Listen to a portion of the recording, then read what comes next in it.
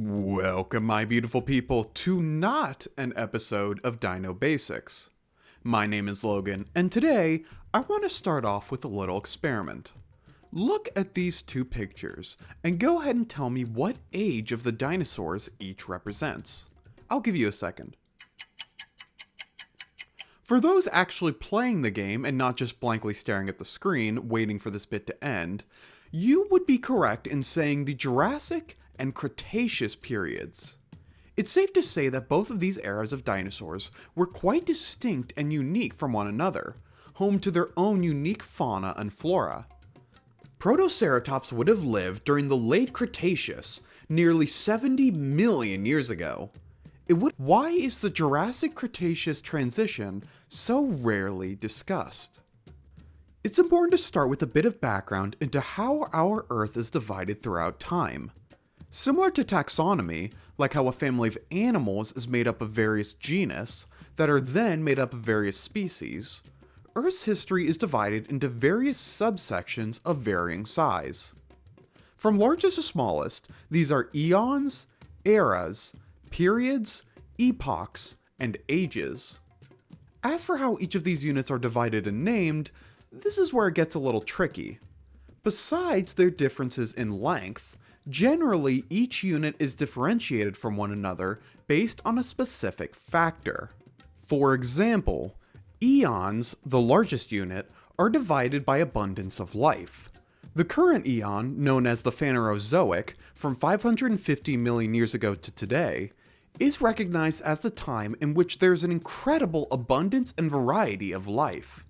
While others, like the previous eon, known as the Proterozoic, from 2,500 million years ago to 550 million years ago, had considerably less diversity, and the first eon, known as the Hadean eon, had virtually none. For this video, we will be most concerned with periods, the third largest time frame in Earth's history. Periods are differentiated from one another based on types of life existing at the time. Radiological advancements have allowed for more accurate breakdowns on how periods are divided, but a common marker for dividing periods are what's called extinction events, times of significant and rapid reduction in biodiversity. This is the case for both other periods of the Mesozoic era, the era in which dinosaurs were most dominant, with the Triassic extinction seeing one of the largest die-offs of aquatic life in our Earth's history, and giving rise to the dinosaurs as the dominant terrestrial animals, while the Cretaceous extinction, of course, being the mass extinction of dinosaurs among other large reptiles. So, with the Triassic and Cretaceous extinctions accounted for, what exactly was the Jurassic extinction? Well, I am glad you asked. In the case of the Jurassic, this extinction is referred to as the Tithonian Extinction, occurring approximately 145 million years ago, and marking the turning point between the Jurassic and Cretaceous periods. For many of you, this name is probably unfamiliar. Why would that be?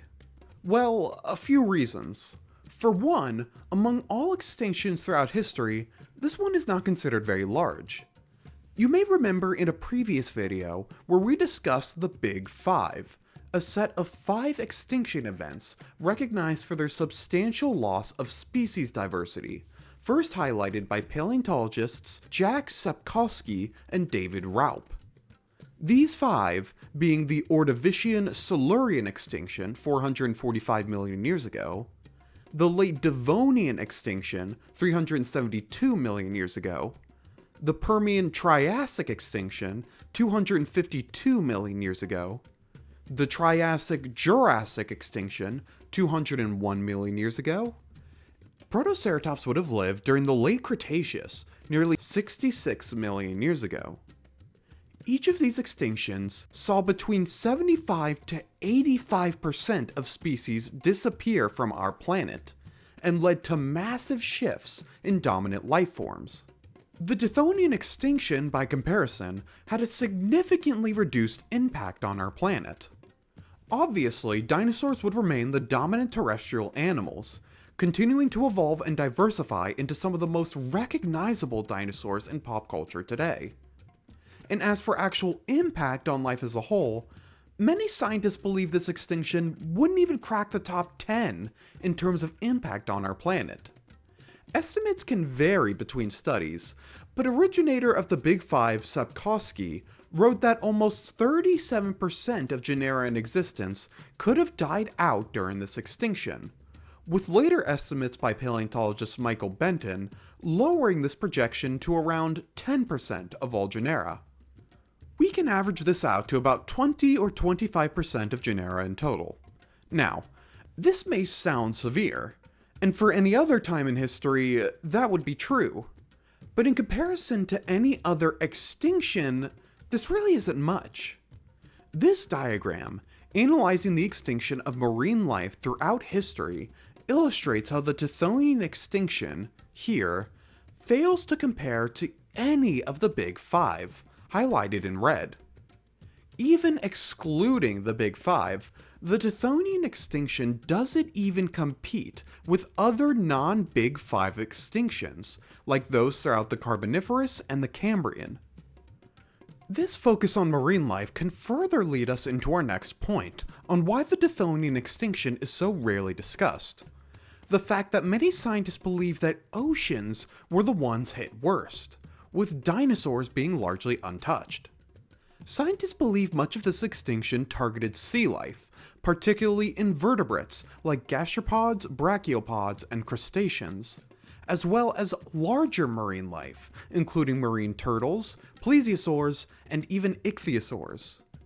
These extinctions are attributed to loss of habitat, particularly the destabilization of fragile coral reef ecosystems. The chain of events leading to this loss has been debated for some time, but leading theories believe increased volcanic activity in the area that is now known as the North Sea brought on a so-called mini ice age during the end of the Jurassic period, lowering temperatures and sea levels across the globe, and resulting in mass die-offs of coral reefs and the animals that relied on them. So, were dinosaurs hit at all? This is debatable. Paleontologists for decades have argued that sampling bias may explain why some dinosaur genera disappeared moving into the Cretaceous period. It was not so much that they died out, but instead they chose to die in the wrong place, preventing fossilization. Pretty selfish if you ask me, but to each their own.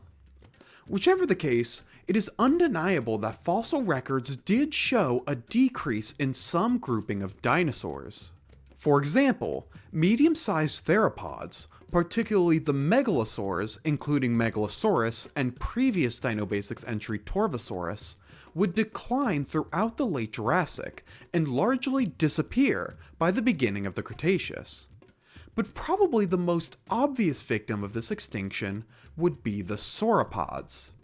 The sauropods would flourish throughout the Jurassic, becoming some of the most successful dinosaurs of their time and synonymous with the period.